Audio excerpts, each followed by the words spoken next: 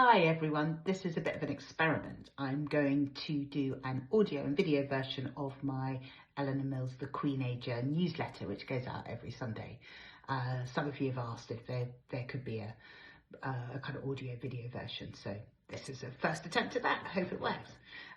So it begins. Dear Queenagers, it's a grey old day. I swam in the rain and walked up the hill to warm up, and the brightest part of the landscape was the yellow of the willow tree branches against the dreek. It's hard to remind ourselves that the days really are lengthening, that spring will return, and that sense of winter gloom is not helped by the deluge of smug New Year, New You, supposedly inspirational content all over the internet. If I read another post about manifesting your dream life for 2026, I think I might scream. I also think much of this stuff is ill-advised, as we're definitely not in the period of the year when a radical clear-out or self-denying extreme diet is a good idea. As the bleak countryside shows us, this is a time for wintering. I love that book. Hunkering down, hibernation, and holding on till the return of the light. The year of the snake ends on February the 17th. Now, I think, is all about sitting calmly in the dark, early nights, deep thinking, and ideally shedding what no longer serves us. All those snake skins, they gotta go. It also feels like a moment for dreaming of what this year might bring and thinking about what seeds we might sow to bring that about. Which reminds me of a pertinent conversation we had at the Noon Retreat in Wales last year. We'd walked several miles along Offa's Dyke, arriving at an ancient inn, and sitting in its cosy snugness, eating an excellent steak, the chat turned to manifesting, which everyone was agreed was quite the current buzzword. The Queenagers, however, were unconvinced. We all agreed that you have to have a dream. You've got to have a dream. If you don't have a dream, how are you going to have a dream come true, as the Disney song goes? But just sitting quietly, envisaging yourself on a tropical beach, or with a fat bank account, or having a swanky new job, or business, or partner, or a toned new body, is not, we all agreed, going to make it happen. Sorry about that. But however many times you write it down, there's lots of guff around about writing your desires 3 times in the morning, 6 times at lunchtime, and 9 times at night, the so-called 3-6-9 rule. That is not going to make your dream a reality. The vision is necessary, of course. It gives us somewhere to aim for, but a vision without a plan is going to remain a pipe dream. That's where the manifesting blah on social media gets it wrong. Sure, dream, have a vision. Really think deeply about what you want and what it might look like. I'm all in with that bit of manifesting, and really asking ourselves what life could look like if we were courageous enough. I think it's really important to ask the question, what would you do if you weren't afraid? Because that question sparked me into action on creating Noon. But what brings dreams to fruition is a plan and hard work, which is why at Noon we're all about not manifesting, but planifesting. Take Helen. She's one of our Queenagers who's about to launch a brand new circle in Essex, in Dedham, in fact, in February. So if you live around there, maybe kind of have a look around for that. She's a highly successful businesswoman who got to the top of her industry through what she calls hard work, application, strategy, and lots of speaking truth to power. But like many of us at Noon, last year she was made redundant. It happened out of the blue, and luckily for her, she'd just been on a week-long Noon retreat, so she was in quite a good headspace to deal with that blow. And using some of her payout, she took herself on a once-in-a-lifetime global trip. There's a great video of her hang gliding in South America, and she's now got several consultancy gigs, which means she works less and earns about the same as she did before. She says, the redundancy was a big blow at the time, but now I see it as a gift. It has allowed me to construct the life I want. I'm much happier. But as she and many of the others pointed out, none of this happens just because we all sit in our bedrooms and dream about it. Helen's reinvention took courage, action, and lots of proactive reaching out to people and putting herself out there. Lots of people have ideas and dreams, but the truth is that most of them remain just that. What do they say? Genius is 1% inspiration, 99% perspiration. We have to back the power of our dreams with a corresponding commitment to action. It's all very well and necessary to think about where we might want to end up, But if we're going to get there, we have to work backwards from the goal to where we are now and construct a plan which gets us from A to B. It's not necessary to know everything in advance. No battle plan survives contact with the enemy. The nature of plans is that they always change. But we do have to get on with some doing. God helps those who help themselves, was my granny's old maxim. The more we can do practically towards making our dream a reality, the more likely it is to come true. Take the story of another Queenager who had her heart set on being on a public board this year. That was her dream. Well, dear reader, she got it. But that's because having had the dream, she chatted up the recruiter, went on a 3-hour drive each way round trip to see firsthand one of the company's projects, talked to 5 people who'd worked at the company, did 4 interviews, and after each one emailed a succinct note to the person that she'd met, explaining the ideas that she'd put forward and why she would be great for the gig. I talked to her about this morning. She said, I wanted this job so much. I'm a great believer in life that if you want something, you leave no stone unturned. I didn't know if everything I did would get me the job or not, and I knew I'd be gutted if it didn't come off. But I wanted to be able to look at myself in the mirror and think that I did everything that was in my power to get to this outcome.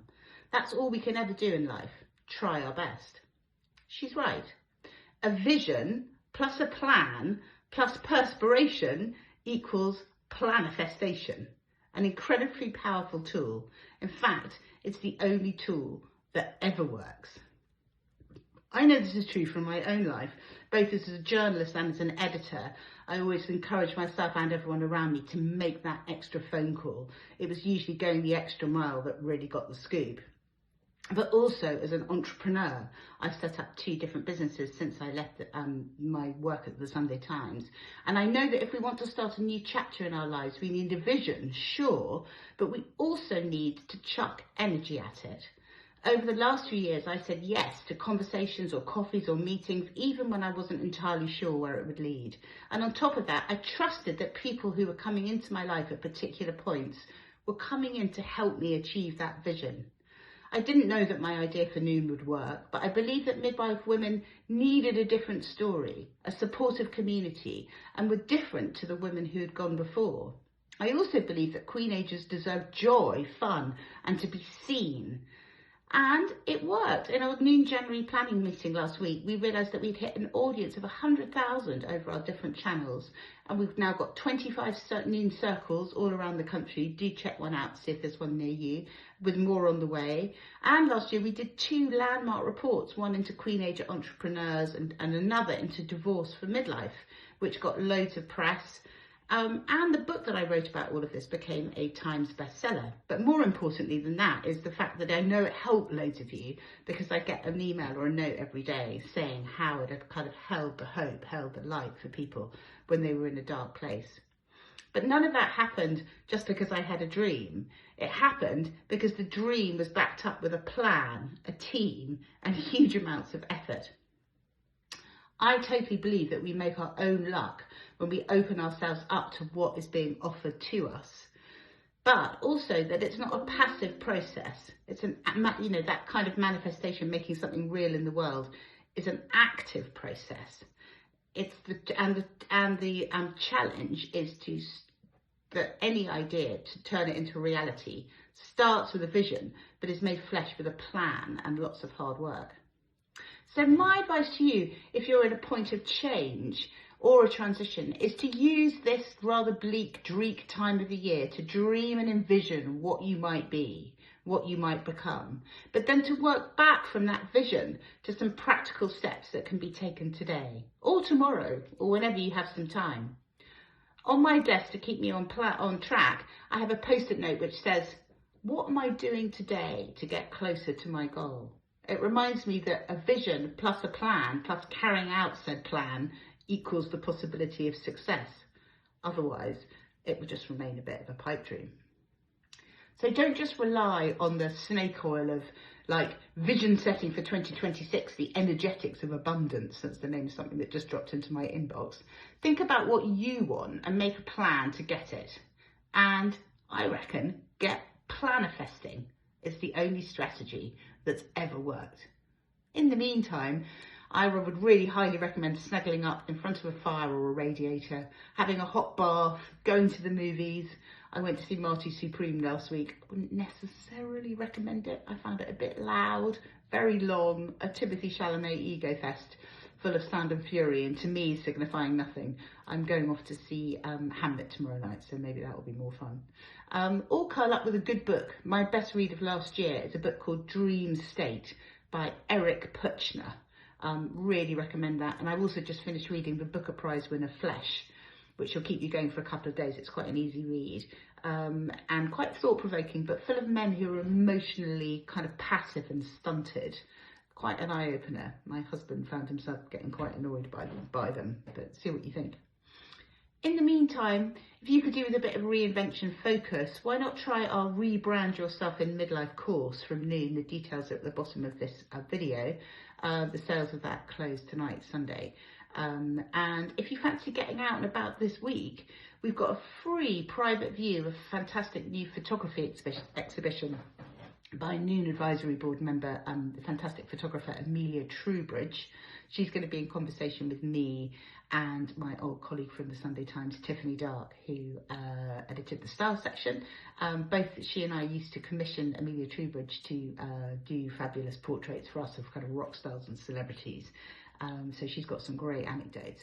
But we're also going to be talking about that crucial midlife pivot, the kind of pivot into purpose, and how we go from having been one thing into being another, and how we really bring kind of purpose and fun into our lives at this point, and how we make that dream a reality. So there'll be more Planifestation there. Tickets are free. They're available on the Noon website, noon.org.uk, and there's a link also here at the bottom of this video. So I hope you enjoy this. I'm going to do this for a few weeks, see if it works, and all the best to you. Have a wonderful week, and do check out what we're doing at noon.org.uk. Thanks for watching or listening or reading. Bye.